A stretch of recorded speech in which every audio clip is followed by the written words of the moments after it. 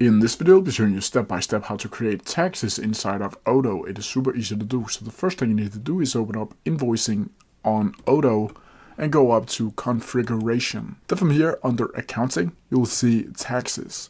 When you click on that, you'll see a list of all of your different taxes over here.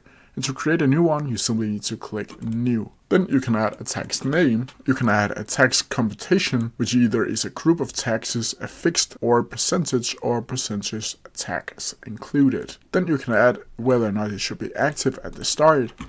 You can add a tax type, which will be sales, purchases, or none. You can add a tax scope if you want to do that, either service or good, and an amount of the tax. And you can add a fiscal position if you want to do that, either one of these. Down here you can change the distribution for the invoices that you will create in the future. I can add a line over here on the distribution for refunds or for invoices if you want to do that. But when you're done with all of this, you simply need to go over to configuration, taxes, to make sure that it has been registered over on your taxes tab. And that's how you do it. If you have any questions about it, please leave them down in the comment section below and I'll try my best to answer them as quickly as possible. See ya!